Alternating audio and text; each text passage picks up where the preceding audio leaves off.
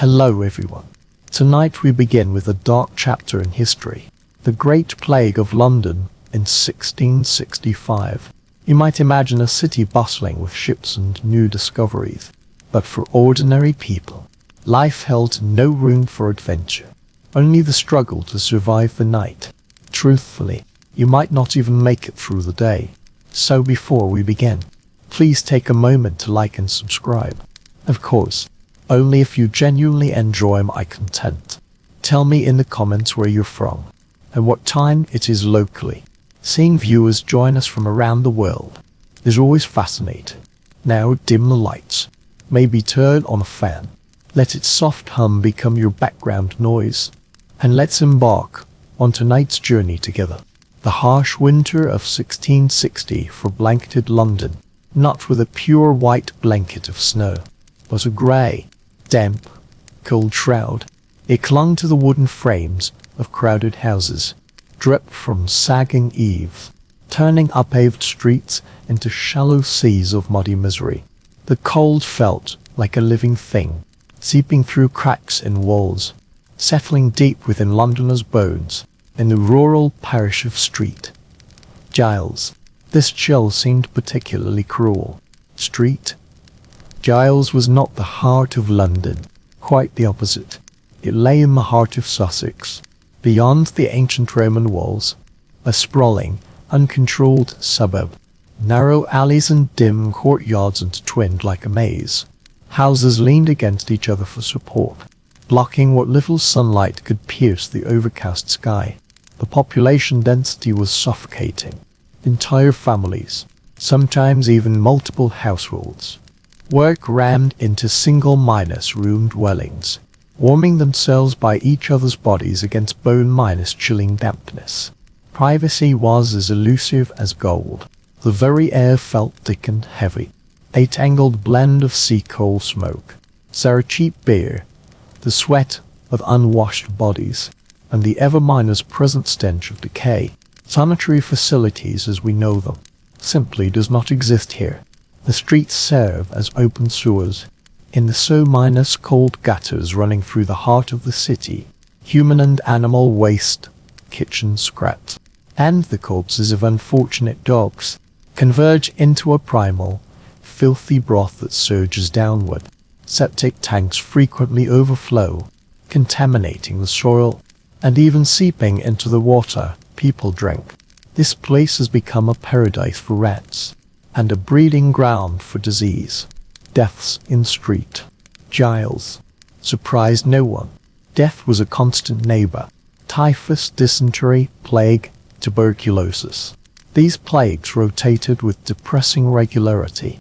But in December 1664, things changed. A faint, unusual sound crept into the parish records. One death, then another, recorded under other causes.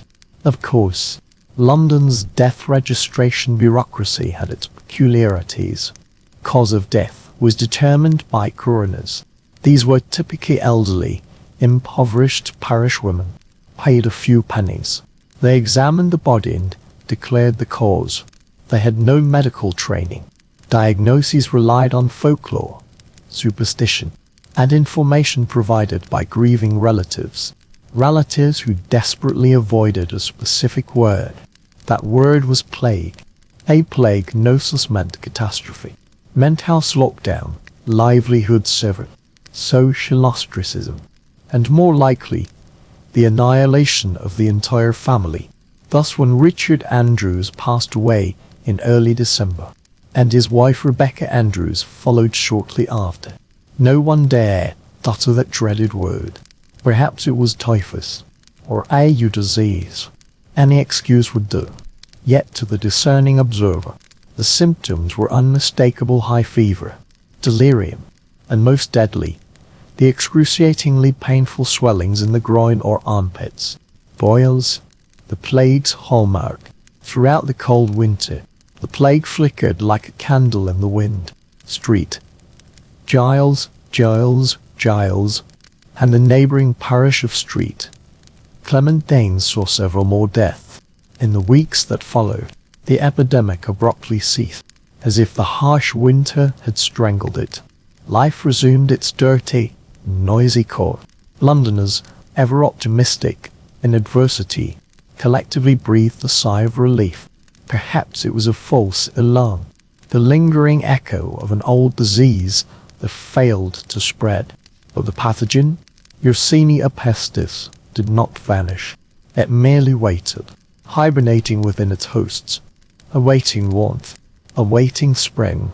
It lived in the blood of the city's black rats, those nimble shadows dwelling in walls, ceilings, and cellars. An invisible army marching parallel to the human world.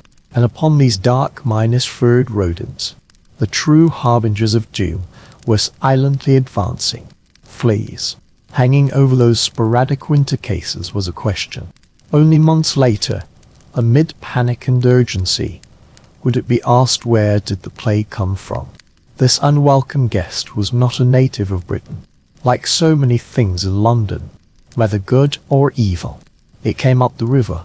It arrived on the Thames. The Thames was London's lifeline, the city's main artery for trade with the wider world.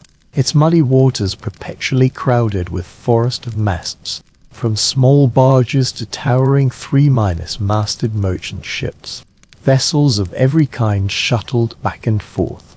The London Docklands, this chaotic patchwork of wharves, warehouses, and taverns stretching east from the Tower of London, buzzed like a beehive. Persian silks, East Indian spices, French wines unloaded here. Crucial to our story, however, were the cotton and textiles arriving from the Low Countries. Between 1663 and 1664, London's commercial rival Amsterdam was ravaged by the plague. The Dutch city lost tens of thousands of citizens, despite tense political relations between England and the Netherlands. With the Second Anglo-Dutch War looming, trade persisted. Profit always trumped caution. Dutch merchant ships still sailed into London's docks, carrying precious cargo, and within the holds, hidden among bolts of cloth and sacks of grain, were stowaways, black rats, ratties, masterful sailors. They thrived aboard ships, feasting on ample food, and nesting in dark corners, and the fleas that followed the rats, Xen opsilagi, the opus, formed a deadly chain of infection. When fleas bit infected rats, they ingested Yersinia pestis. Within the flea's gut, the bacteria rapidly multiplied, forming viscous masses that clogged their digestive tracts. Starving and desperate, when fleas sought to feed again, if no live rats were available, they would bite nearby warm-blooded hosts like London dockworkers. Unable to swallow, they regurgitate the bacterium-laden blood directly into the wound, initiating the transmission chain. It is speculated that in the autumn of 1660, for one or more ships moored at Rotherhithe or Street, Stepney's dock, carried this deadly gift. After the ships docked, climbing rats infected with the plague scurried ashore along thick mooring ropes, vanishing into the labyrinthine warehouses and shanty towns of the dockyard parishes, where they found a new paradise, warehouses heaped with grain, alleys littered with refuse. London's native rat population was already staggering. The new arrivals mingled with them, not only sharing territory, but spreading the parasites they carried. The epidemic spread silently. The docks did not witness sudden outbreaks. Instead, it spread slowly, like ink seeping through blotting paper. Infected rats would die. Fleas, sensing their host's sudden drop in body temperature, would leap away in search of new warmth. It might be another rat, or the ankle of a dockworker, the arm of a child playing in the alley, the leg of a sleeping woman. For months, the plague remained largely confined to rodent populations, unnoticed by humans. Yet occasionally, it crossed the species barrier. A duckworker would fall ill, with fever and chills. His family blamed the damp river air. Days later, he died. His wife, who tended him, soon fell ill. Perhaps neighbors who came to mourn did too. Each death was a personal tragedy, yet no discernible pattern emerged. Frequent fatalities in the East End slums had long ceased to raise alarm. The route from the docks to street Giles's parish in the west was not a straight line, but rather a winding, meandering path. Lice-minus infested coves spread on rag-pickers' carts, or followed the migration routes of riverside rodents, traversing the city's intricate trafficking networks. When Rebecca Andrews passed away in December, it marked not the beginning of London's plague, but merely the first time the disease claimed a life. Under the authorities' watchful eyes, they began to take notice. The enemy had long slipped through the city gates, spending months silently establishing a foothold. Now, with the arrival of warm spring, it was poised to launch its main assault. As the icy winter of 1660 fermented into the muddy spring of 1665, official denial became tacit policy. Magistrates and wealthy merchants knew panic would bring incalculable losses. Trade was London's lifeline, and the word plague was poison to commerce. Weekly death records, the death notices, still showed rising numbers of deaths from fever and other convenient ailments. Yet among physicians, apothecaries, and gravidocs, rumors swelled like a whirlwind. The symptoms were unmistakable. In April and May, the plague column in the death records, which had read arrow for weeks, began to show sporadic, yet persistent numbers. 1 case, 2 cases, then 8 cases, 17 cases. That flickering winter candle reignited. The spring breeze fanned the flames. By June, denial became untenable. The plague had breached Street, Giles Parish, and was spreading with alarming speed to neighbouring parishes Herben, Fleet Street, and the labyrinthine alleys of Drury Lane. Official plague deaths surged to 43 by early June, then climbed to 112, 168, and all knew well, the true figures were far greater. The panic authorities had strived to avoid began enveloping the city. The wealthy, possessing means and country estates, hastily packed their belongings. King Charles I and his court planned to relocate to Hampton Court, then journey onward to Salisbury, finally arriving at Boxford. Their departure served as the long-minus awaited signal for others. Soon, the roads leading out of London were choked with carriages belonging to nobles, merchants, and all those wealthy enough to flee the dying city. For those left behind bound by duty, poverty, or sheer desperation, the burden of managing the crisis fell upon the city authorities, led by Lord Mayor Sir John Lawrence. Lawrence was a man of clear-headedness and commendable courage. Unlike the king, he chose to remain at his post in the city. Together with the aldermen and the common council, he faced the daunting task of attempting to contain this unknown plague. They employed tools and methods developed during previous outbreaks. These measures were, at best, cruel and ineffective responses. Their framework of action was based on a set of regulations known as the Plague Ordinances. These ordinances were not newly created, but rather a revised and expanded version of decrees issued during previous epidemics, such as that of 163. These regulations were rooted in the miasma theory, the superstitious belief that plagues were spread by foul air or poisonous vapors. Yet their core strategy was not sanitation, but isolation and control. The guiding principle was simple and brutal: isolate the sick alongside the healthy. The cornerstone of the mayor's decree was household quarantine when a confirmed case appeared in a residence. The entire dwelling was sealed off. Not only the patient themselves, but their entire family, servants, and lodgers were imprisoned together. Doors were nailed shut or locked from the outside. Parish officials painted ominous marks on the doors.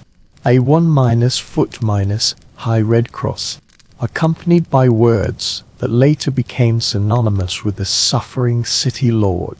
Have mercy on us. To enforce this mass home confinement, authorities appointed guards.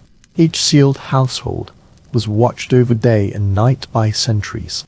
Their duty was to ensure no one escaped and to bar unauthorized entry. Simultaneously, the guards became the trapped family's sole link to the outside world, responsible for procuring food and other necessities, which they placed outside the doors. These guards were recruited from impoverished citizens, receiving meager wages for extremely dangerous work, constantly exposed to the plague threat, often met with neighbors' contempt and fear. Corruption naturally ran rampant. Bribes could secure freedom for desperate individuals in good health. Those who escaped might carry the virus and spread it elsewhere. The policy of confining households was essentially a death sentence, imprisoning both the healthy and the sick in cramped, stifling spaces. The authorities effectively created the perfect breeding ground for the plague. Houses marked with a red cross on their doors were viewed by neighbors with both pity and dread. They knew well that survival from such quarters was virtually impossible. Decades later, writer Daniel Defoe vividly captured the despair unleashed by this policy in his Journal of the Plague Year. The wails emanating from windows, attempts to escape, and the collective madness of entire families awaiting death. Beyond isolation measures, the mayor's decree sought to curb contagion by regulating public life. All gatherings were comprehensively banned. Theaters, once the cultural pulse of the Restoration era, closed their doors. Folk entertainments like bear-baiting and bull-baiting were entirely cancelled. Inns and taverns were ordered to limit customer numbers to prevent noisy gatherings. Funerals were required to be held at night, and mourners were forbidden from accompanying coffins to the graveyard to reduce the risk of crowds and contact.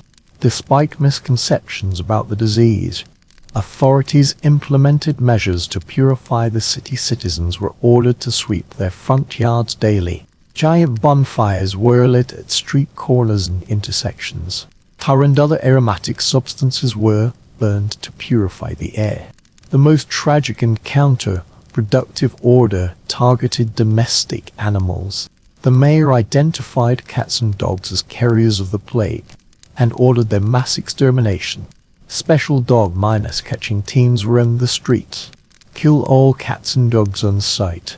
An estimated 40,000 dogs and 200,000 cats were slaughtered. This proved the catastrophic error. By eliminating rodents, primary predators, authorities inadvertently fueled a surge in rodent populations, the true hosts of the disease. The plague hordes not only spread unchecked, but gained reinforcements. To manage this system, authorities established a bureaucracy of death. Each parish was subdivided into districts, with inspectors appointed for each. Their duty was to investigate any suspicious deaths and report them. If the plague was confirmed, searchers would intervene for formal verification. The constable would then be notified, ordering the house sealed and guards posted. This system aimed to maintain order and control, attempting to harness biological chaos with bureaucratic logic. But as summer deepened, weekly death tolls climbed from hundreds to thousands, and the system finally collapsed under the strain. So on the thud of boards nailed over doors became part of the city's daily soundscape, accompanied by the ceaseless tolling of church bells announcing yet another death, and the creaking of hearses traversing cobblestone streets at night, alongside night watchmen, Red Cross markings, and the rising glow of bonfires. All these elements twisted London's streetscape into a nightmarish apparition. The mayor's orders, issued with duty and contemporary wisdom, failed to stem the plague's torrent. At best, they merely channeled its course. The entire city had become a cage. The plague was its keeper. The containment system was operational. The isolation mechanisms were taking effect. But the true test, the scorching, deadly peak of midsummer, had only just begun. This catastrophe, dubbed by some with grim, resigned humor the Great Plague, had formally declared its arrival and prepared to linger here for a long time, until the spring of 1665. Fear was no longer a whisper by the docks, but a silent scream deep within the city's heart. Fear gave birth to calculation for the privileged elite who owned carriages and country estates. The equation of choice was chillingly simple. London meant death. The countryside meant survival. This exodus was not a raging flood, but a surging undercurrent, like the secret wave retreating from the city's core, as described by Wellesley. The first to make his departure public was the king, Charles II, well minus versed in the art of survival, did not wait for the plague to knock upon Whitehall's doors. In early July, as the heat intensified and death tolls climbed, the royal household packed their belongings. Carriages laden with tapestries, silverware, and anxious courtiers rumbled over cobblestone streets, heading west toward the relative safety of Salisbury, then onward to Oxford. There the king would establish a court in exile, far from the capital's foul air. He was not alone. Nobles, judges, bishops, leading lawyers, and wealthy merchants followed suit in this orderly evacuation of wealth and power. Stranded Covent Garden mansions closed their doors. Furniture was draped in curtains, leaving only a handful of servants, often the most unfortunate ones, to guard the empty houses. The streets, once echoing with the clatter of luxury carriages and the buzz of important negotiation, now grew increasingly desolate. Luxury shops catering to the elite closed their doors. Shopkeepers packed away their most precious silks and jewels, and to have fled the city. It is as if the city's lifeblood is being drained away, leaving only a pale, trembling skeleton. Yet leaving the city is no simple matter. Even the privileged find it difficult to depart.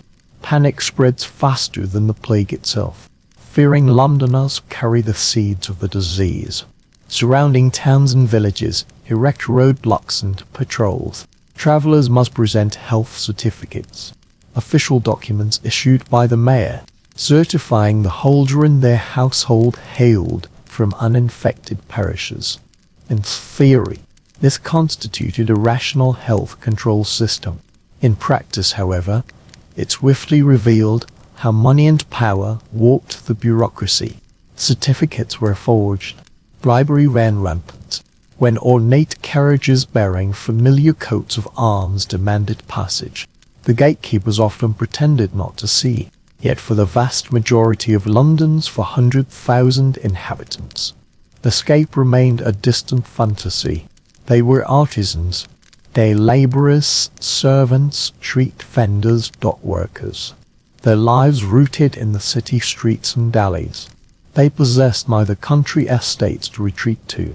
Meagre savings, if they had any, barely covered a few miles' travel, let alone sustaining months in a hostile, unfamiliar land. They were trapped by destitution, trapped by the necessity to work until the very end, trapped by the system itself. Now they must possess a certificate of health, which for them was almost a fairy tale, without connections, no money for bribes. The coughing poor were seen as plague spreaders, while feverish nobles were merely regarded as indisposed. Thus London split into two cities, one a ghost town of shuttered mansions and deserted shops, the other a layered cage, a densely populated, terrified open-minus-air prison. In outer parishes like Street, Stephanie and Whitechapel, the poor huddled in narrow alleys and dilapidated shanty towns, becoming the epicenter of the plague. People crowded together, sharing wells and latrines, unwittingly spreading fleas, carrying the plague bacillus. The exodus of the wealthy brought devastating side effects, severing the economic lifeline the poor depended on. After the nobility departed, tailors, Cobblers and wig makers lost their customers after merchants scattered. The docks fell silent. Warehouses stood empty and idle. Hunger became a constant companion, as inescapable as the fear of the plague itself. It is commendable that Sir John Lawrence, as Lord Mayor, along with the city's elders, remained steadfast in their posts. They bore a heavy burden, maintaining order, organizing the disposal of bodies, and distributing meager relief to a desperate populace. Yet the government of this dying city had become a mere formality.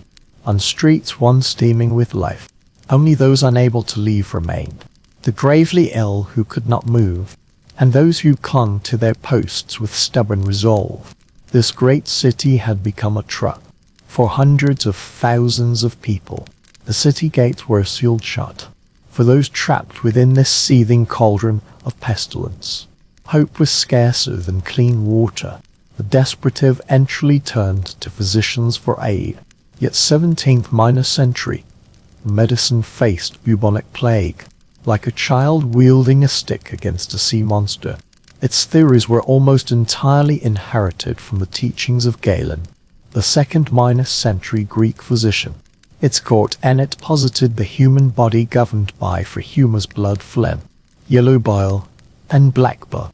Disease arose from imbalances in these fluids. Yet the prevailing theory for plague was even more primitive, the miasma theory. This doctrine asserted disease was caused by miasma, foul vapors emanating from decaying matter, swamps, and corpses. Plague was not transmitted between people, but rather through direct inhalation via the air. This deeply ingrained belief governed all public health measures and personal remedies. Since the air was deemed polluted, the most logical solution was to purify it. Municipal authorities ordered bonfires to burn day and night at street corners. The acrid smoke of wood and tar filled the already stifling air. People burned pungent substances in their homes: juniper, frankincense, sulfur. They clutched sackets when venturing out. These small metal bowls were filled with spices like cloves, nutmeg, and benzoin, pressed to their noses whenever they stepped outside. Juniper, frankincense, sulfur. They gripped the incense bowls. These small metal spheres filled with spices like cloves, nutmeg, and amber, pressed to their noses whenever they stepped outside. Ironically, the smoke may indeed have driven away fleas, but for entirely the wrong reason. People believed the scent itself had preventive power, rather than its repellent effect on disease vectors, and no one knew of fleas at the time. In this land, woven with fear and blind chaos, a figure emerged, becoming an emblem of the era, the plague doctor. His iconic attire was no theatrical costume, but early, eerie protective gear, designed entirely around me as with theory. Imagine this figure enveloped in a leather or oilcloth robe, whose smooth surface repelled miasmic vapors. He wore leather gloves, and a wide brimmed hat, often made of leather, and high boots. But the most unsettling core component was the bird-like mass.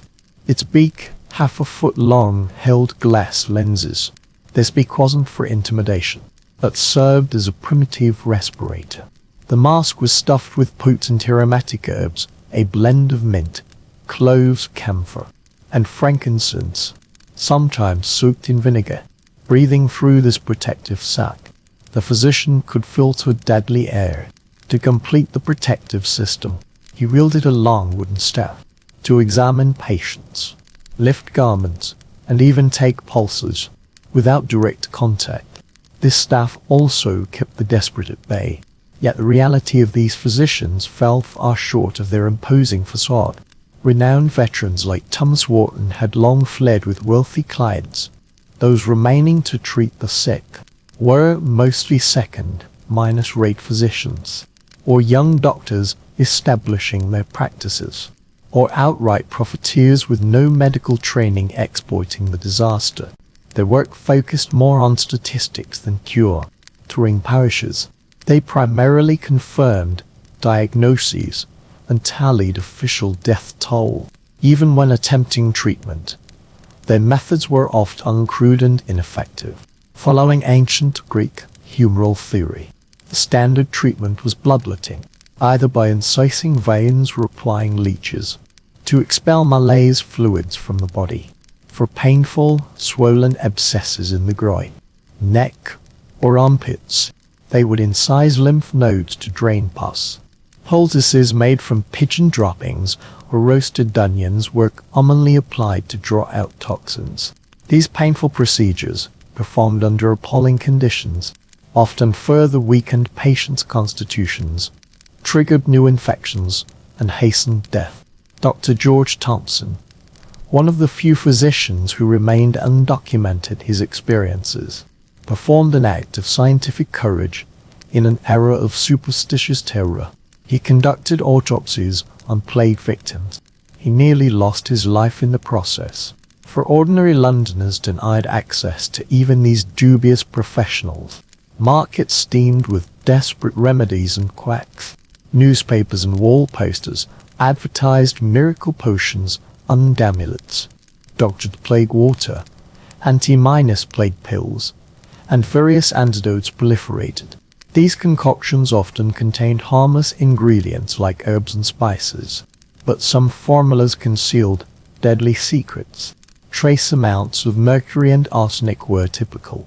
People hung arsenic pouches around their necks to supposedly draw out toxins. Others swallowed unicorn horn powder, which was actually sperm whale tusk.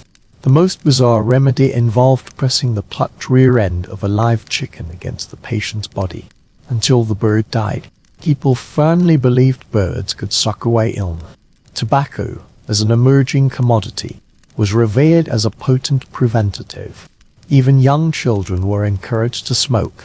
It was rumored that at the prestigious Seton College, boys caught without their pipes would be subjected to flogging. Quacks exploited humanity's desperation for profit.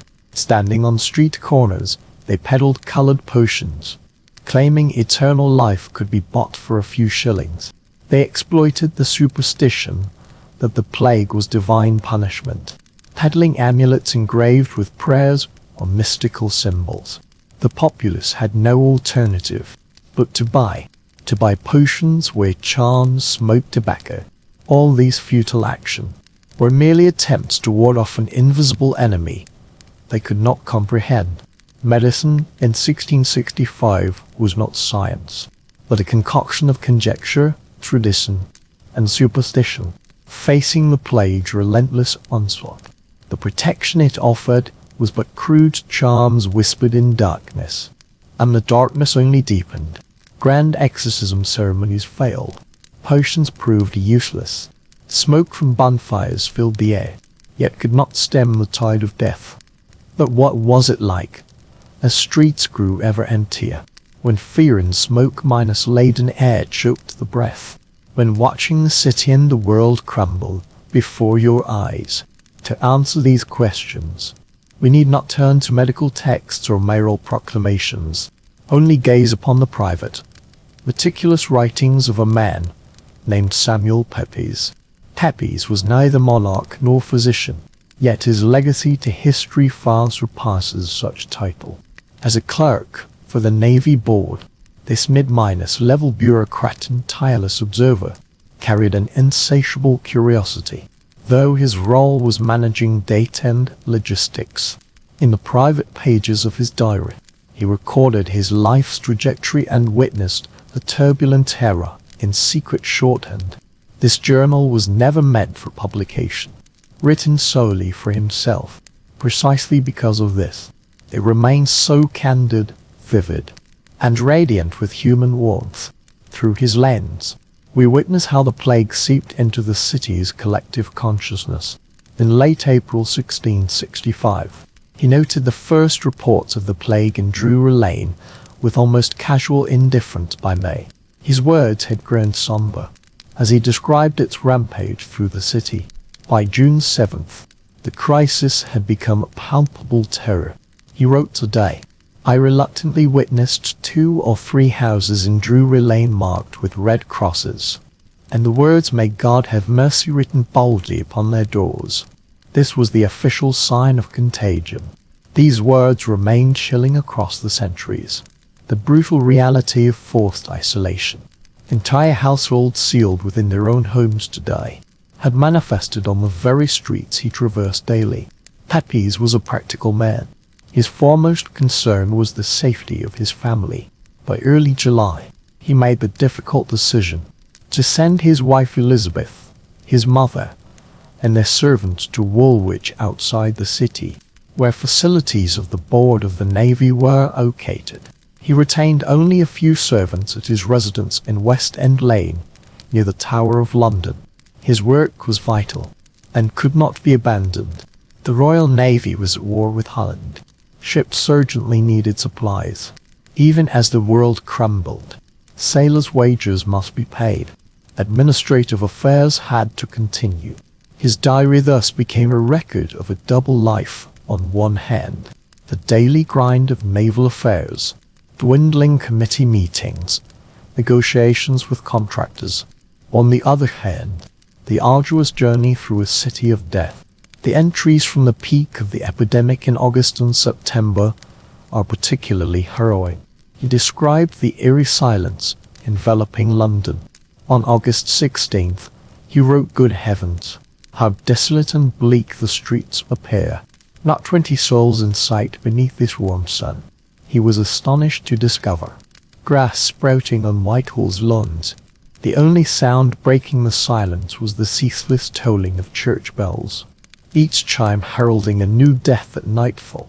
The clatter of hearses and shouts of carrying out the dead pierced the stillness. This socialite who loved theatre, music, and pubs was forced into isolation. He developed a morbid fear of contagion. He wrote that he wouldn't even touch letters or coins. Though he detested tobacco, he bought it to chew as a precaution.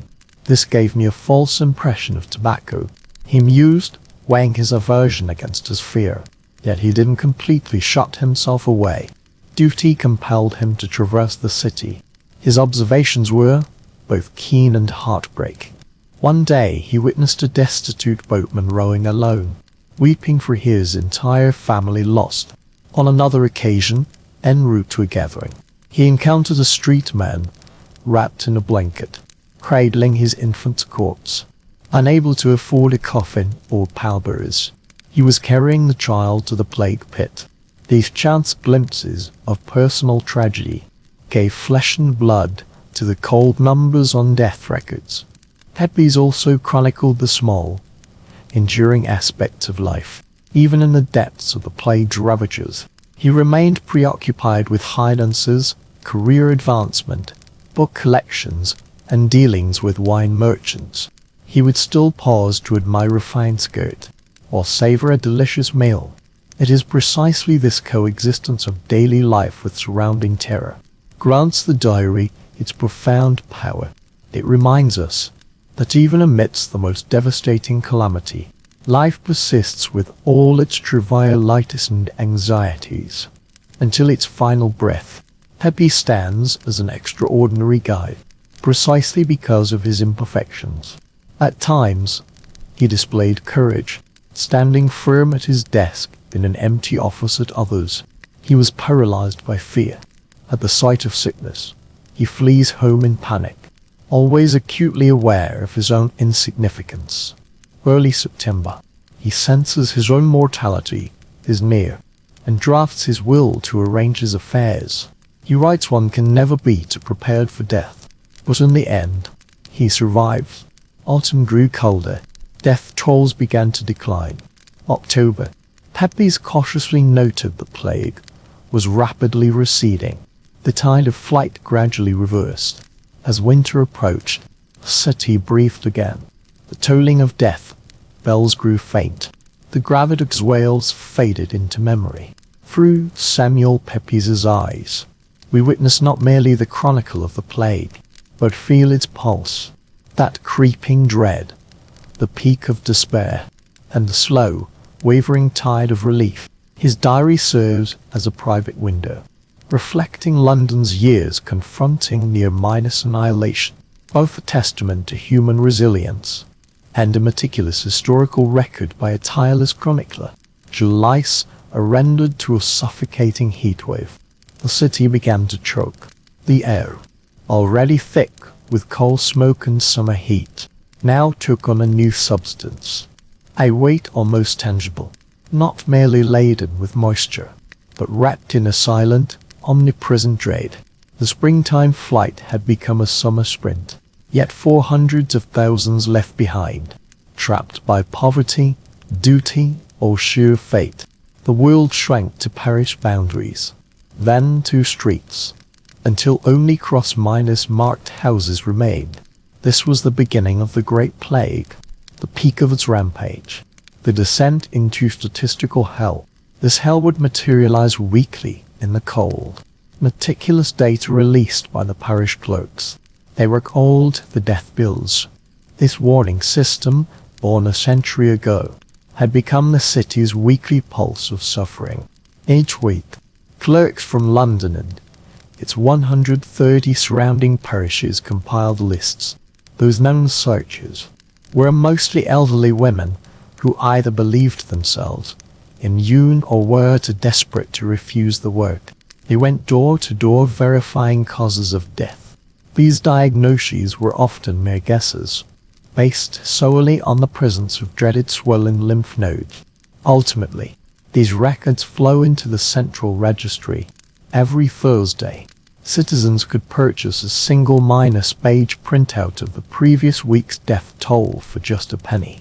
Initially, people followed these figures with morbid curiosity, tracking the plague spread like monitoring enemy movements on a distant map. But by June 1665, the enemy was no longer beyond the city gates. It was in the bedroom next door. Reading the death notices became a ritual of terror. The week of July 18th saw a sudden surge that froze the blood of those still conscious ones. 89 deaths directly attributed to the plague. The following week climbed to 1843. By the final week of July, it reached 10, and everyone knew the true numbers far exceeded what was recorded. Inspectors could accept bribes, attributing deaths to tuberculosis or typhus, to avoid quarantining entire households. Quakers and other sects often buried the dead secretly to evade regulations. These figures went unrecorded. The true shadow of death loomed far larger than the numbers on paper. August arrived, with no easing of the plague. The sweltering heat hung like a heavy, oppressive blanket. Clear skies were rare. The entire month of August was filled with silence and the tolling of bells. London's former bustle, the rumble of carriages over cobblestones, the cries of street vendors, the hammering from workshops, had all vanished. In their place was a heavy stillness, only the sobs seeping through boarded -up windows, the occasional bark of a stray dog, and the ceaseless tolling of church bells. Each death was marked by a single toll. This unrelenting ringing sounded like the soundtrack to the apocalypse. Samuel Pepys, the tireless chronicler of London life, wrote in mid-August, witnessing the desolate sight of empty streets and unceasing bells. I felt compelled to buy some snuff to chew and sniff, to dispel my unease. This was but a trivial defense, a fragrant talisman against the pestilential miasma of death. August death toll revealed exponential acceleration. The plague claimed over 3,000 lives in the first week, 4,000 in the second. By month's end, weekly deaths exceeded 6,000. Parishes beyond the city walls bore the brunt. Those areas outside the ancient Roman walls, Stephanie Herben, Cripplegate, Southwark, a labyrinth of narrow alleys and crowded shantytowns. The poor lay, like swarms of locusts, huddled together, became the epicenter of utter devastation. The origin of this catastrophe lay in the fields of St. Giles Parish. The sheer scale of death completely paralyzed the parish administration. The living were either busy tending the sick, themselves gravely ill, or in a state of panic, with no time to tally the dead. As September descended, July was fear, August was despair, and September was the abyss. The plague raged like a wild horse set free, with unimaginable ferocity. The week of September 19th marked London's lowest point.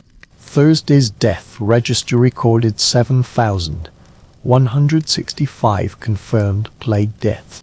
7,165. The total deaths for the week reached 8,297. In a city where the population had dwindled to a quarter of its former size, this constituted a statistical massacre.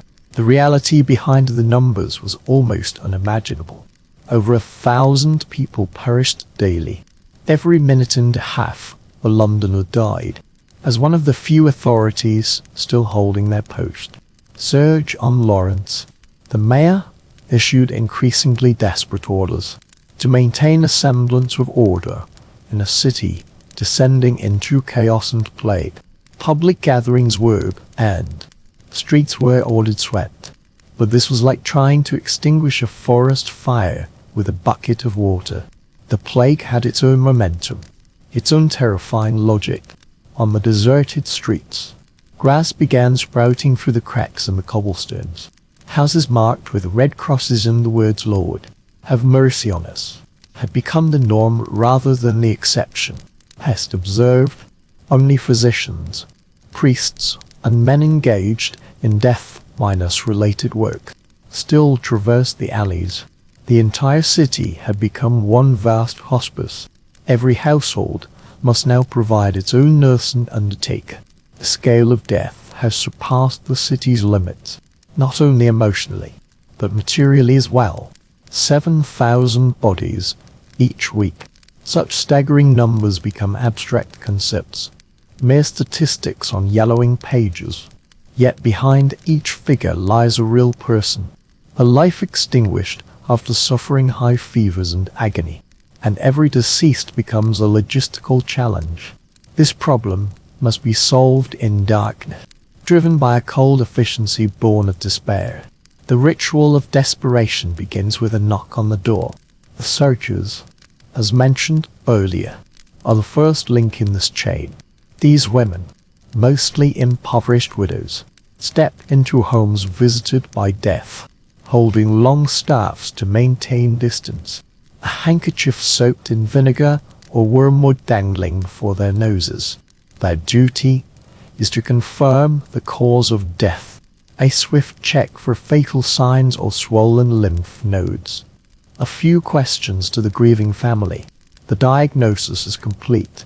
They receive a shilling's pay, yet bear an immeasurable risk to their own lives.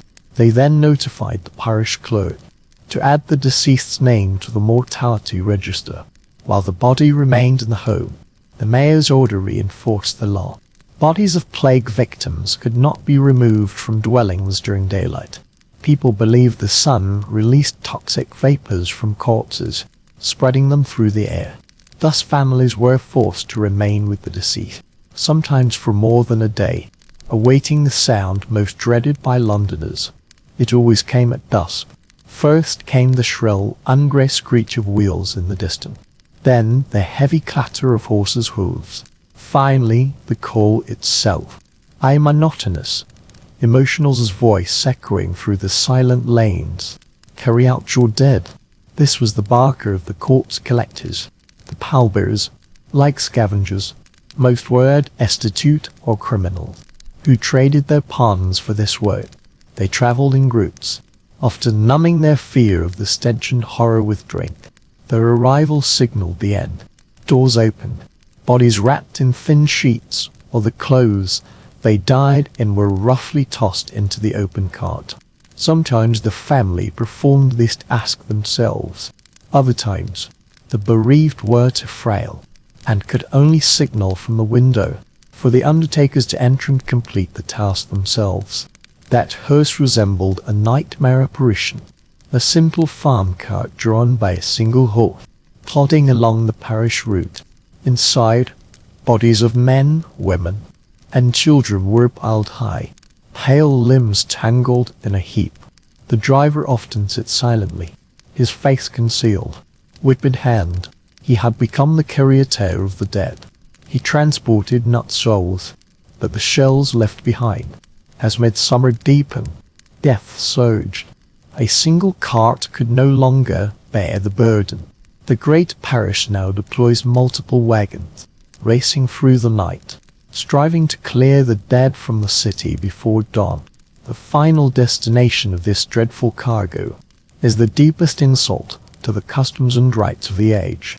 Once, funerals were solemn and dignified church rites, processions through the parish graveyard, coffins laid to rest in family tombs. But in the grip of the plague, this became a luxury.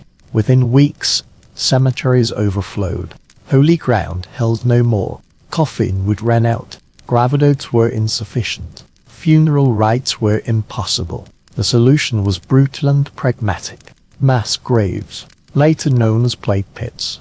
These massive trenches were hastily dug in churches or suburban wasteland. The most famous and largest was the Owlgate Plague Pit, located in the parish cemetery of Street Bowed. Decades later, Daniel Defoe, author of A Journal of the Plague Year, drawing on eyewitness accounts and historical records, described its dimensions with chilling precision: approximately 40 feet long, 16 feet wide, and 20 feet deep. As night fell, hearse carriages from surrounding parishes would head toward these pits. What followed resembled an industrialized process. Undertakers used long hooks and spears to dump corpses from the carts, or simply dragged bodies out to plunge them into the pit's gloomy depths. No ceremony, no prayer, no roll call, only the dull thud of bodies hitting the bottom or piling atop existing corpses. When a layer of bodies covered the pit floor, the gravedotes would scatter a layer of earth and quicklime to hasten decay and attempt to purify the air. And the following night, the cycle would repeat. The layered remains of London's nameless citizens became raw material in a bleak ledger. A surviving graveyard keeper witnessed on one September night. His team buried 14 bodies in the old gate pit. The scale was immense. The earth excavated from the pits piled into hills beside them. Each day, the hills diminished as bodies were buried, yet the pits filled endlessly. These pits were open wounds upon the earth and the city's soul, vividly unsuffocating light proclaiming the laws of life, especially the law of death, which had been utterly abolished. Individual dignity dissolved and collective necessity. Identity was extinguished amidst the piles of corpses. For the living, the thought of meeting the same fate and anonymous burial in a mass grave, devoid of right to remembrance, was often as terrifying as the plague itself. When the material world utterly collapsed, when daily life, work, community, and even death rituals vanished like smoke, the mind and soul were forced to seek anchorage in the storm. For Londoners in 1665, that summer and autumn were not merely a public health crisis, but a profound psychological and spiritual crisis. The entire city fell under the dominion of dual sovereigns, fear and faith, these two often conflicting rulers. Fear permeated the air, thicker than coal smoke, more pungent than the stench of disease. It was a primal, instinctive dread of sudden, invisible death. Yet it also gave rise to a more complex social fabric. Suspicion became the universal currency of human interaction. A cough across the street became a mortal threat. Friends unseen for days were presumed dead. The simple act of buying bread felt like playing Russian roulette. People deliberately walked the center of the street to avoid the shadows cast by doorways. Physical contact vanished entirely. Handshakes and embraces became taboo. Every stranger becomes an island of suspicion. This fear demands an outlet, a scapegoat to bear the blame for the calamity. As is common in times of panic, people begin hunting for a sacrificial lamb. Initially, anger targets animals, based on misguided beliefs. Authorities deemed cats and dogs primary carriers of the plague, ordering mass slaughter. Special dog miners catching squads roamed the city, executing any domestic animal they encounter. An estimated 40,000 dogs and as many as 200,000 cats were exterminated. This action had catastrophic consequences. With their natural predators gone, black rats proliferated. They were the true carriers of infected fleas. The authorities' attempts to combat the plague ironically created the ideal breeding ground for the epidemic. Fellow humans also became targets of suspicion. Foreigners from nations at war or in tension with England, especially the Dutch and French, became focal point of rumors and accusations. They were falsely accused of poisoning wells or deliberately spreading the plague. Yet the deepest, most widespread resentment turned inward.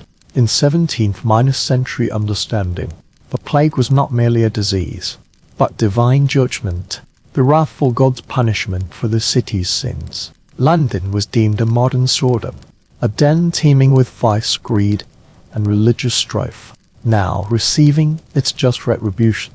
Doomsday prophets and harbingers of calamity, these former outcasts, now commanded captive audiences.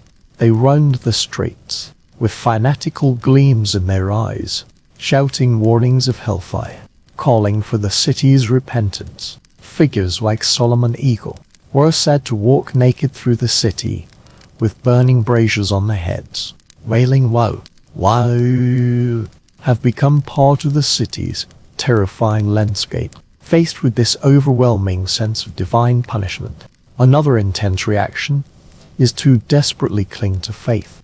If God is punishing London, perhaps he can also save it. While many Anglican clergy fled with wealthy patrons, a significant number remained, risking their lives to comfort devastated congregations, and the people flocked to churches. One of the plague's cruelest paradoxes was that the very places where people gathered to pray for deliverance became breeding grounds for deadly contagion.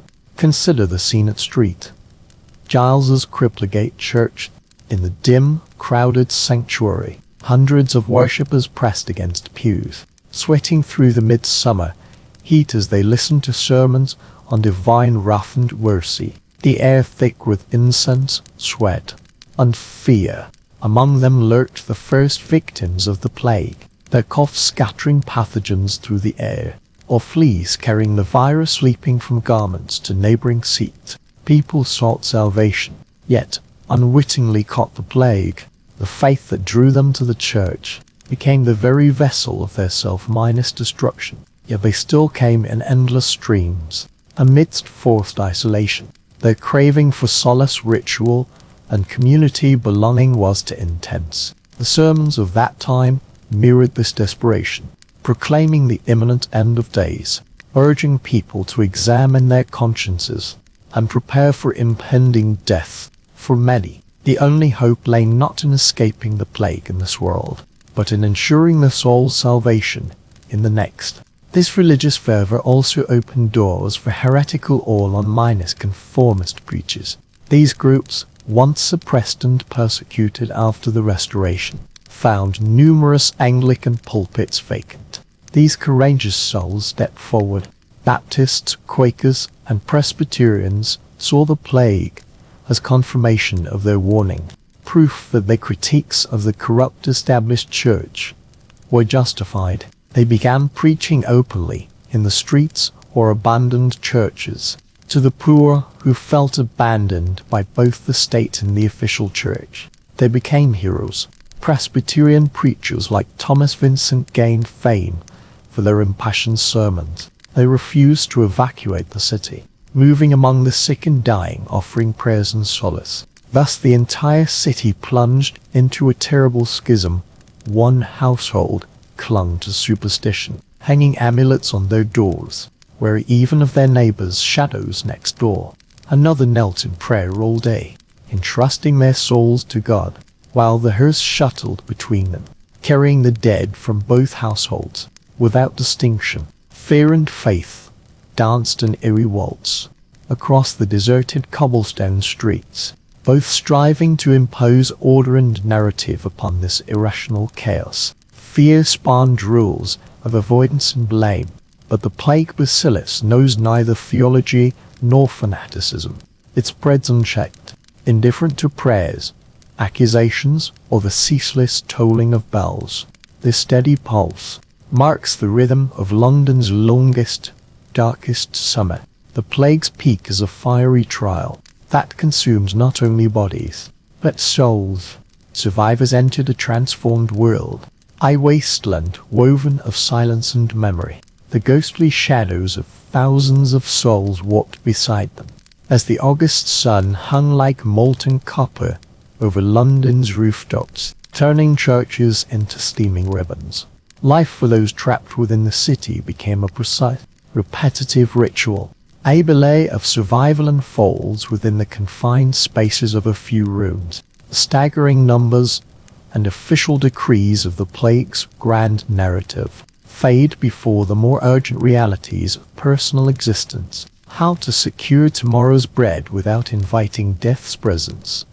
Survival is no longer grand strategy, but domestic minutiae, concerning door locks, vinegar solutions, and the trembling faith in the sturdiness of one's own walls. Foraging becomes the daily core activity, a silent drama unfolding in thousands of households. Though markets like Lean Hall or Cheap Street remain open, they have become potential death traps. Only a handful of merchants continue operating, mostly farmers from surrounding county, driven by necessity or greed. Venturing to the city gates, they do not fully enter the city, instead leaving goods at designated exchange points like suburban crossroads, where city middlemen or the bravest citizens collect the goods. Money becomes a problem. Coins pass through countless hands, now regarded as vectors of infection. The solution was simple and medieval vinegar. Buyers would first plunge their shillings and pennies into bowls brimming with the acidic liquid, hoping it would wash away traces of the plague. Sellers would cover their faces with cloths soaked in the same liquid, using tongues to grasp the coins. It was a contactless, dehumanized transaction, each exchange akin to a gamble, for wealthy households staying behind. The problem was passed on. They would send servants, usually the youngest, most expendable one, out to shop with a list and money bag. This servant became the weakest link in the family's defense chain. Upon returning, they had to undergo a purification ritual at the door, forced to strip naked, washed down with a mixture of water and vinegar, then changed into clean clothes prepared in advance. Purchased food undergoes rigorous disinfection. Bread is roasted over flames. Vegetables are washed repeatedly. Clothes worn outside are immersed in boiling water or sun-dried for days. This system is built upon fear and a primitive understanding of contamination. Those of modest means have no servants to send. Only the head of the household or the person deemed strongest and luckiest that day ventures out to shop. This journey was a meticulously planned exercise in paranoia, walking close to the center of the street, avoiding doors and windows, handkerchiefs soaked in vinegar or herbal mixtures, covering mouth and nose. Tobacco became a popular protective item. People believed smoke purified miasma, the infamous pestilential vapors. Men, women, and children alike took up smoking to fill their lungs with acrid fumes in an attempt to dispel the plague. Passing others in narrow streets brought suffocating tension. Pedestrians would press themselves against the opposite wall, holding their breath and staring fixedly at the ground until the danger passed. A distant cough was enough to make hearts race and footsteps quicken. Home quarantine built another kind of hell. Forced isolation. That door painted with a red cross was for most no different from a death sentence. Even for those in voluntary isolation, the psychological pressure was suffocating. Families huddled in one room, breathing the same air, sharing the same fear. Every sneeze, every shiver, every headache ignites fear speculation. Is it just a common cold, or the beginning of the end? under the weight of suspicion. Family bonds gradually erode. When a father gazes at his child, his eyes intertwine love and fear. The slightest symptom could turn all of one into a deadly threat to everyone. Days stretch endlessly in oppressive monotony. No work to go to, no social life, entertainment limited to self-minus, invented diversions. Time itself becomes the enemy. People pray, reread the Bible with panic devotion, mend their clothes, play cards for amusement, or simply sit by the window gazing at the empty streets. The only rupture in this silence is the creaking wheels of the hearse and the mournful cries of the driver. The hearse is out. This declaration became the ambient sound of London in 1665, constantly reminding people the high walls of their homes were but fragile barriers, like a thin membrane separating the tiny bubble of life from the surrounding ocean of death.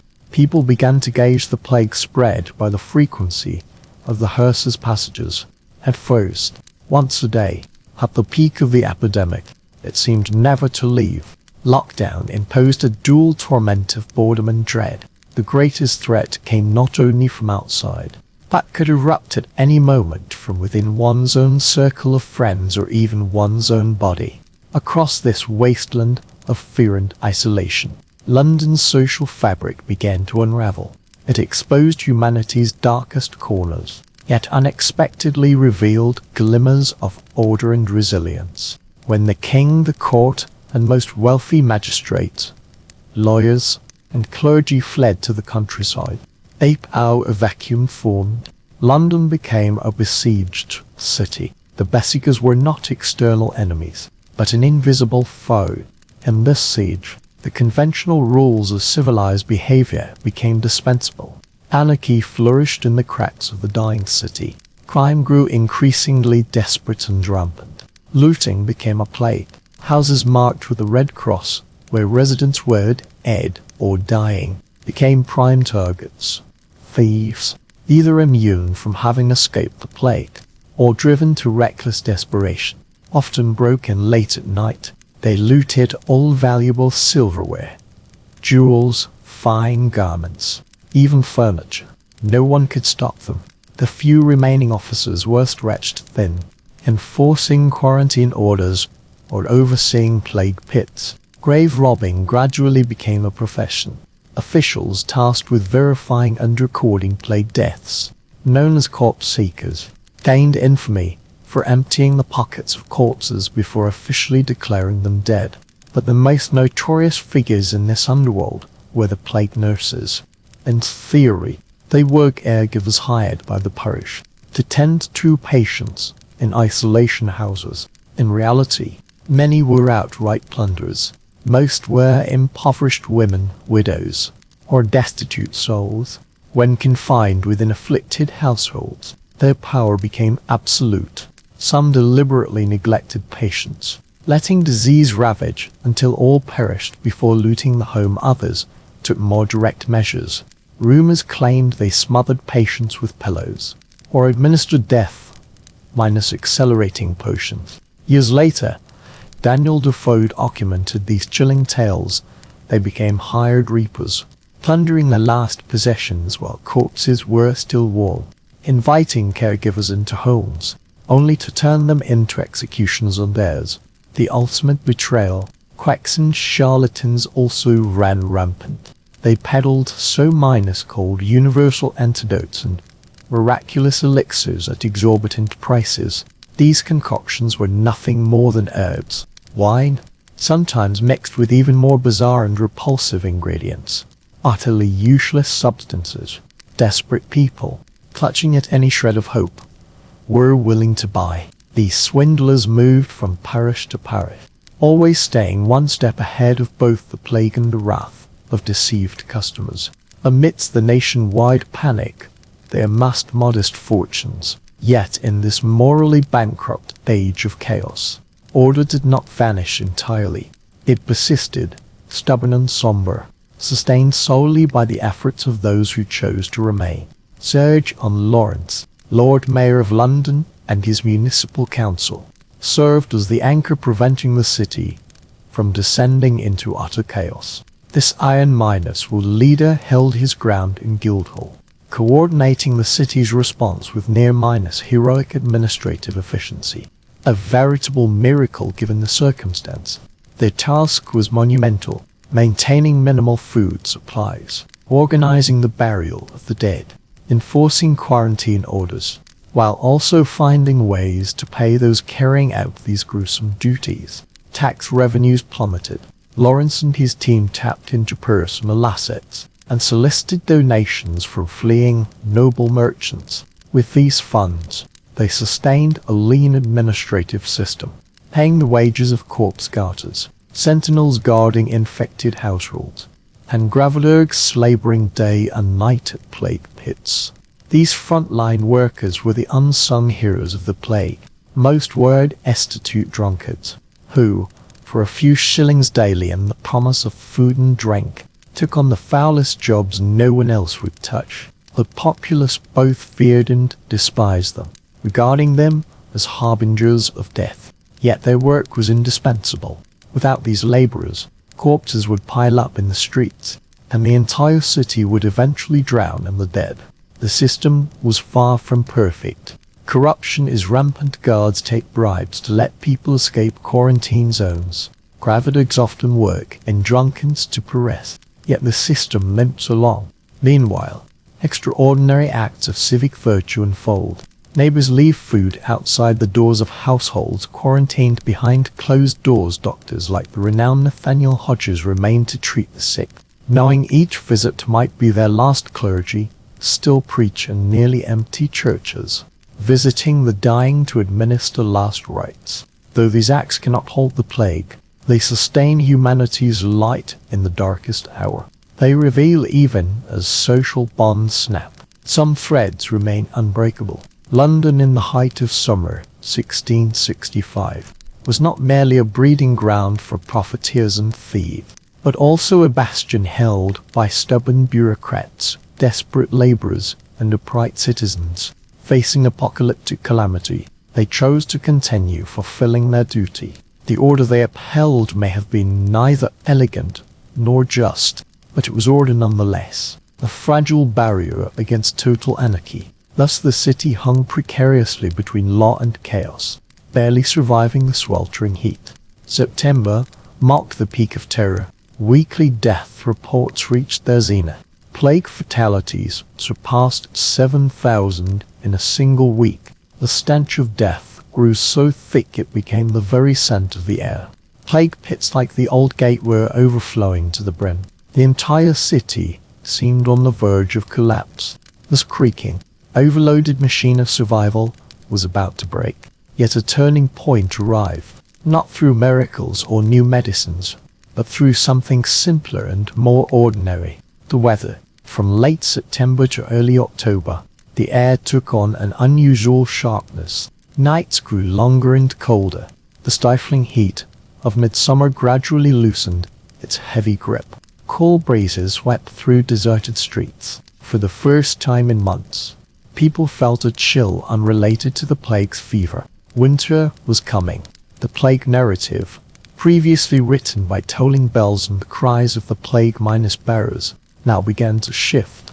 The source of this new hope was a simple, grim document, the death register, published every Thursday. The death list categorizes statistics by parish and cause of death. For months, Londoners awaited this report with dread, watching the numbers climb relentlessly. But in the first week of October, the total plague deaths showed a slight decline for the first time. The drop was minuscule, almost negligible against the scale of the catastrophe. Many dismissed it as a statistical anomaly, yet the following week's figures fell again, this time more markedly. The next week brought an even steeper decline. A pattern began to emerge. The wave of terror that had engulfed London was receding, slowly but perceptibly. Hope and emotions nearly forgotten began to timidly return. People whispered had the worst passed. They did not understand why. To them, it was divine providence, signifying God had finally appeased his wrath. Perhaps the countless purifying bonfires lit on the streets by the mayor's order, had worked, burning away the poisonous fog in the air. Of course, the truth was far smaller and more biological. It lurked within the fur of rodents and the digestive systems of fleas. This great plague was truly a disease of warm seasons. Yersinia pestis thrived in high temperatures. Its primary vector, the oriental rat flea, likewise relied on warm weather to complete its life cycle. Flea reproduction was swift and efficient in summer. A single female could lay hundreds of eggs. Larvae matured into adults within weeks. Once infected with Yersinia pestis, the flea's gut became clogged with proliferating bacteria. Starved and desperate, the flea would frantically bite its host, be it rodent or human. Each bite regurgitates thousands of bacteria back into the wound. This biological mechanism functions as an efficient disease transmission machine. In the height of summer 1665, it operated at full capacity, but cold weather completely altered the situation. When temperatures dropped below 10 to 12 degrees Celsius, the flea's life cycle abruptly slowed. Its metabolism decreased. Reproduction cycles lengthened, resulting in a sharp decline in new flea numbers. Most critically, Yersinia pestis proliferation within flea intestines drastically decreased. The fatal blockage that drives fleas to frantically feed often failed to fall. Infected fleas, disease minus spreading capacity in winter, pales in comparison to their summer counterparts. Rodents, the primary pathogen hosts, also reduced activity to avoid the cold, minimizing contact with humans. Thus, unnoticed, winter's arrival was dismantling the enemy at the microscopic level. Each degree the temperature dropped was like hammering another nail into the plague's coffin. The first frost of November draped the streets in a thin white veil and delivered the fatal blow. New case numbers plummeted abruptly. The death tolls recorded in November and December were almost miraculously liberating. Weekly fatalities plunged from thousands to hundreds, and then to dozens. For the survivors, this respite in the bitter cold felt like awakening from a nightmare. People cautiously opened their doors, blinking in the pale winter sunlight as they stepped onto the streets. They exchanged glances from a distance, their eyes betraying both suspicion and a shared understanding of mutual struggle. They were strangers bound by a common trauma, each face bearing the same fate. Like themselves, winners of history's cruelest death lottery. The city before them resembled a ghost town. Stillness hung like thick fog. Only the wind's howl through alleys broke the silence. We'd sprouted between cobblestones on the main street. For months, almost no one had set foot here. Many houses stood empty, windows shattered, doors hung limply on their hinges. These houses stood like silent monuments, engraved with vanished families. Yet life persisted. Smoke rose once more from chimneys. Though market shelves remained sparse, vitality slowly returned. Fugitives trickled back like a seepage, discovering the city forever altered. Fear had not entirely dissipated. People still shied away from physical contact. The red cross on a door still triggers an instinctive shudder. The plague still claimed lives sporadically throughout the winter, but it was no longer an uncontrolled wildfire. It was like a dying flame, leaving only dim embers. Winter brought no joy or celebration, only a dull, weary calm. The joy of survival was mingled with endless sorrow. Nearly everyone had lost a loved one's past child, sibling, friend, neighbor. London became a ghost town, the living haunted by the dead. But for the first time in nearly a year, people could look toward the future, not with hope, but with pure, profound gratitude. At least they likely had a future worth anticipating. The cold purified the air, washing away not the miasma of their fears, but the very medium that had spread their suffering. The winter's biting chill became their redemption. This respite allowed them to tally their losses, hold final rites for the departed, and begin the slow rebuilding of a shattered world. The long, cold winter of 1665, that prolonged, icy period of rest, finally began to recede, as the frost-covered grasses of Finsbury and Moordale slowly took on timid new green. The city of London embarked upon a solemn and arduous journey, tallying the dead. It was a mournful arithmetic, attempting to sketch the pervasive emptiness that lingered in every silent street, every shuttered workshop, every house where faded red crosses still marked the door. The primary tool for this brutal census was the death notice. These weekly official documents, like the city's pulse, record departed souls and the causes of their passing. This system had existed for decades.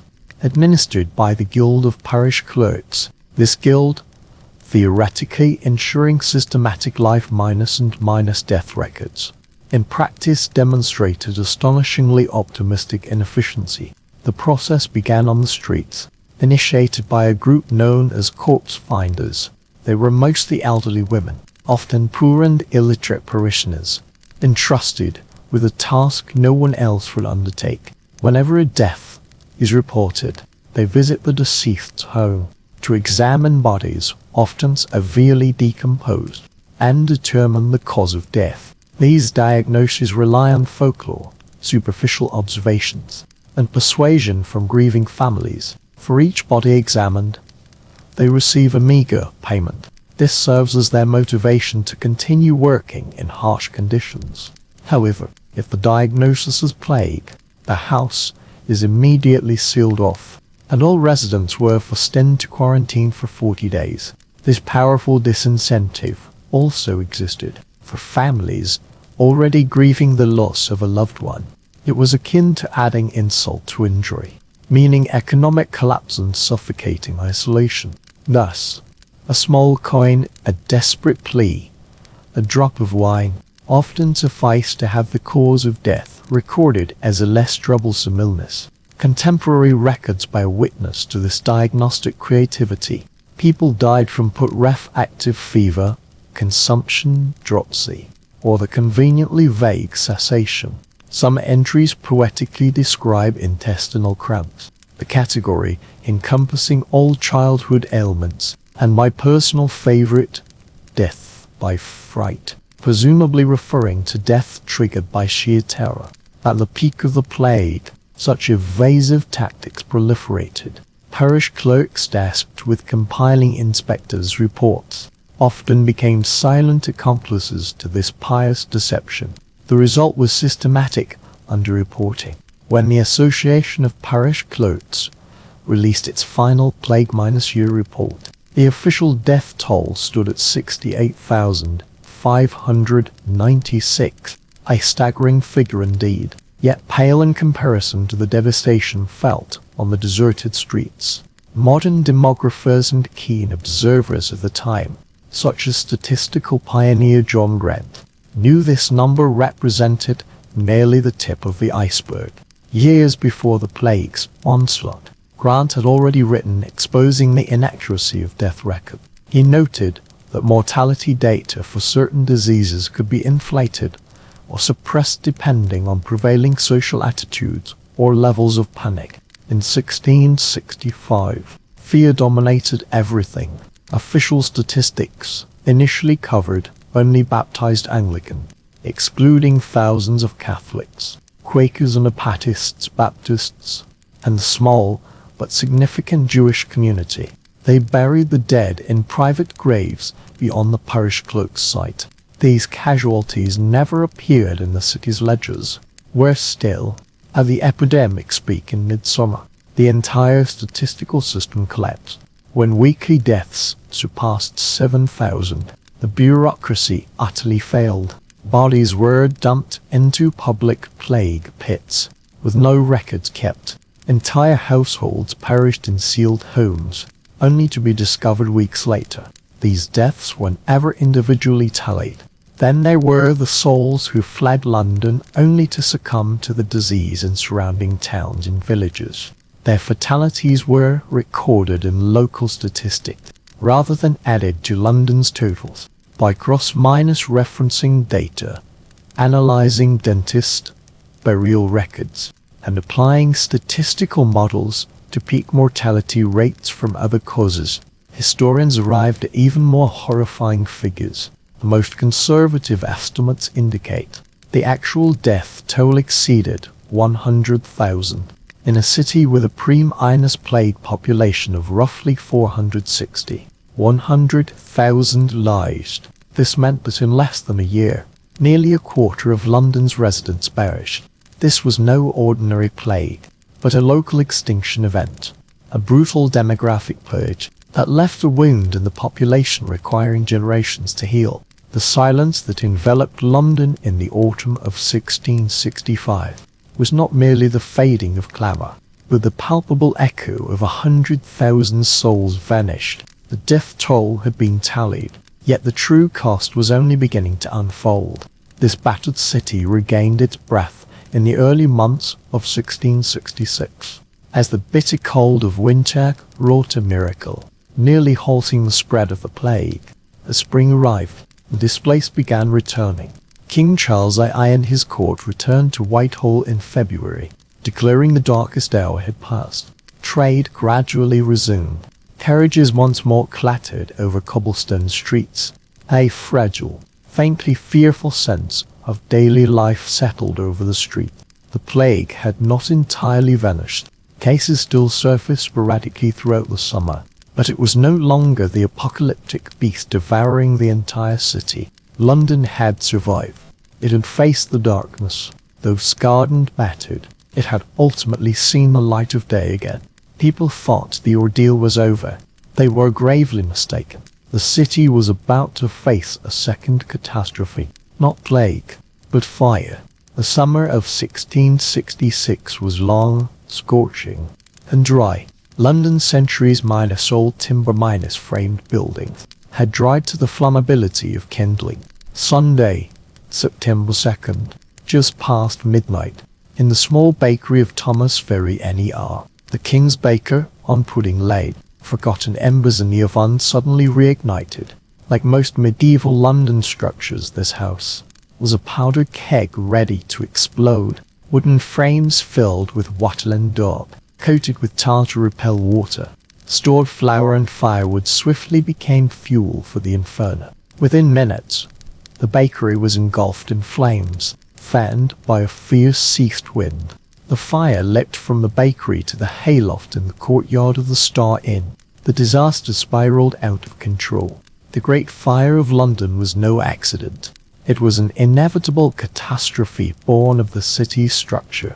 The streets were narrow and winding, designed for horse-drawn carriages, yet devoid of logic or safety. Houses featured overhanging upper structures, roofs extending far into the streets. In some alleys, the roofs of adjacent buildings nearly touched, creating perfect wind channels for the flames to spread. The Riverside warehouse district was stacked with flammable goods oils, tar, brandy, coal, and gunpowder. This city was born to burn. Initial responses, hampered by indecision and bureaucracy, compounded the catastrophe. Sir Thomas Bowes, Lord Mayor of London, was urgently roused to the scene. His famously contemptuous remark upon arrival remains shocking. "Ugh, a woman could piss it out." Legend has it he muttered this before returning to bed. Whether true or not, it perfectly encapsulated the authorities' paralysis. 17th-century firefighting methods were primitive, merely passing leather buckets in a relay, and small hand pumps that could only spurt feeble streams against raging flames. The only effective firefighting tactic was creating fire breaks by demolishing buildings, a task demanding decisive authority and the resolve to destroy private property, which Bowers and the aldermen avoided at all costs, fearing subsequent lawsuits. It was the Reverend Samuel Pepys who, witnessing the disaster scale from his home, stepped forward. He rode his horse through the flames straight to Whitehall, to personally inform the king. Charles II demonstrated greater decisiveness than the mayor, immediately authorizing the demolition of all necessary houses. and appointing his brother, the Duke of York, to command the firefighting efforts. Yet by then, the blaze raged like a runaway horse, sweeping westward and devouring everything in its path.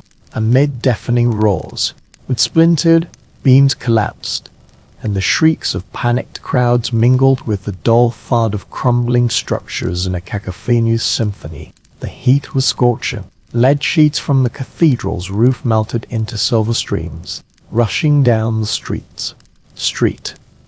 Paul's Cathedral, once regarded as a bulwark against fire, this Gothic heart of the city, had become a death trap. Booksellers had hidden precious manuscripts in the catacombs, believing them the safest place in London. Yet, when the wooden scaffolding encircling the cathedral ignited during repairs, the roof collapsed, and flames engulfed the underground chambers. Thousands of volumes instantly became paper furnaces. The conflagration raged for days, finally contained only when shifting winds and a massive gunpowder barrier erected by the Tower of London. The flames were finally contained. By then, the very heart of the medieval city had been erased from the map.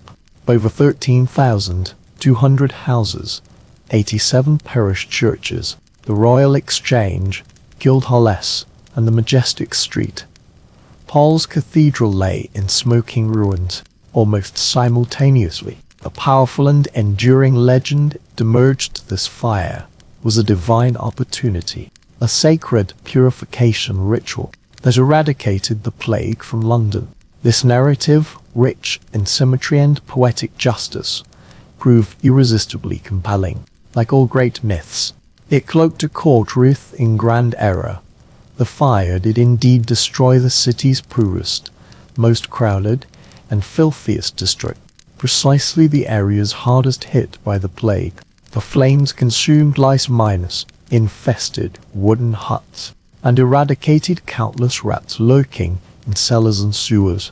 In this sense, the fire accomplished an unprecedented, brutal urban cleansing. Yet to credit it as the plague's ultimate vanquisher is to overlook the timeline. As we know, by September 1666, the epidemic was already in sharp decline, with mortality rates approaching normal levels. The true executioner that ended the plague was the severe winter of the previous year, which interrupted the flea's life cycle. At best, the fire delivered the final blow to a dying enemy. Its true legacy was not the purification of disease, but the destruction of a world. The old London of Shakespeare and the Tudor era lay in ashes. Upon the ruins, a new city must be born. From the ashes of the medieval city emerged unprecedented opportunity, a blank canvas, acknowledged for redesigning Europe's greatest metropolis. Weeks after the conflagration, while the earth still held residual warmth, and the air hung heavy with the scent of soot, England's architects, thinkers, and visionaries seized their moment. Radical reconstruction proposals surfaced.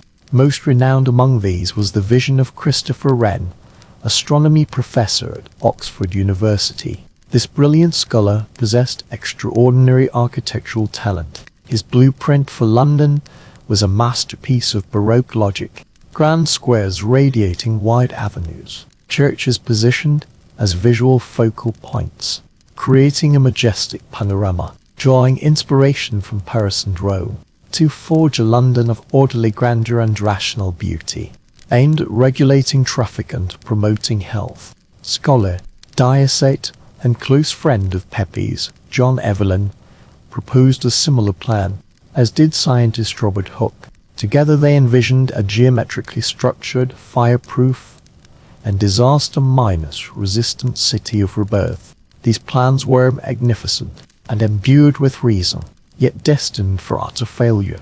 The failure stemmed not from a lack of vision, but from the stubborn realities of private property rights and English law.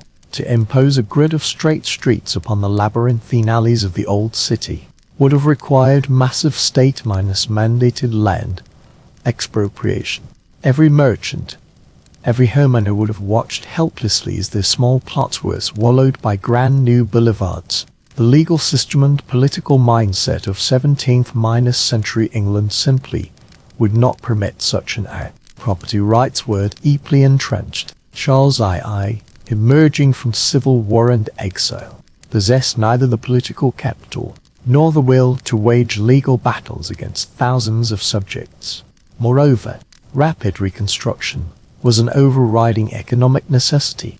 London, the nation's commercial engine, saw its docks and markets lie in ruins daily. The entire country endured suffering. Thus, the reconstruction did not pursue a Baroque utopia. Instead, it largely preserved the medieval street layout. Property owners rebuilt houses and shops on the foundations of their former sites. The labyrinthine urban structure remained intact. Yet this did not mean lessons were ignored. Parliament passed the 1667 Reconstruction Act with astonishing speed, marking a milestone in urban planning history. Its value lay not in grand vision, but in pragmatic spirit. The Act established strict and detailed building regulations, which was prohibited as the primary exterior wall material. All new buildings must be constructed of brick and stone, transforming the city's palette from dark timber structures to a blend of red and grey. Housing types were standardized, categorized by location along main streets, secondary streets, or alleys, with specific wall thicknesses and floor minus to minus ceiling heights mandated for each category. Streets were widened. The construction method of cantilevered upper floor slabs was permanently bent, allowing greater light and air circulation to ground minus floor spaces. These regulations were not based on germ theory. That theory would emerge centuries later. The prevailing belief remained that disease spread through miasma. Yet this reform, born of fire minus prevention fears, unexpectedly yielded health benefits. Brick minus and minus stone cities proved less hospitable to rodents than timber minus framed thatched huts. Wider streets and non-minus cantilevered buildings improved air circulation and sunlight exposure, effectively reducing damp, filthy conditions conducive to bacterial growth. Contemporary sanitation improvements included constructing new drainage systems and paving more roads. Ironically, while fortifying against one catastrophe, London inadvertently strengthened its resilience against another. The Great Plague of 1665 marked Britain's final major bubonic plague outbreak. Though fire did not directly end the plague, the rebuilt city possessed structural resilience against epidemics. More subtly yet critically, an ecological shift occurred. The black rat, Rattus rattus, skilled climbers inhabiting attics and rooftops adjacent to humans, was gradually replaced by the larger, more aggressive brown rat. The latter preferred to live in sewers, away from direct human contact. The imprint of these twin disasters was not only etched into the city's physical fabric, but also deeply embedded in collective memory. To commemorate the fire, Christopher Wren and Robert Hooke designed a monument, a majestic Doric stone column standing at the northern end of London Bridge. It stands 202 feet tall. Its height was no arbitrary choice. If the column were laid flat, its apex would precisely point to the origin of the fire in Pudding Lane. This monument once served as a scientific laboratory, yet its core purpose remained as a warning, a stone scar on the city skyline. The plague, however, left a more intangible yet equally profound mark. It became a benchmark in London's history, a yardstick for measuring future calamities. From Daniel Defoe's Plague Diary, written decades later with startling realism, to nursery rhymes like Jump the Frog, believed to describe plague symptoms, the shadow of the plague has always lingered in literature. The plague and the fire together forced London toward modernity. They destroyed the organic chaos of the medieval city, replacing it with a more orderly, safer, and perhaps slightly colder new order. The reconstruction, led by the brilliant architect Wren, not only designed the monument, but also built 51 new parish churches in the magnificent New Street. Paul's Cathedral, bestowing London with a new architectural identity. This city faced the abyss twice within 2 years, and ultimately chose not merely to survive, but to reshape itself with greater strength. The bitter lessons of 1665-1666 laid the foundation for advances in public health and urban planning, establishing the principle that the state bears responsibility for safeguarding citizens through regulated construction and sanitation. The London we see today, with its building codes, fire services, and public health system, was born directly from the ruins and suffering of 17th-century London. Though the scars remain indelible, they gave birth to a more resilient city. This metropolis, tempered by plague and reborn from flames, has its story etched into every brick and street, awaiting to be heard in the night.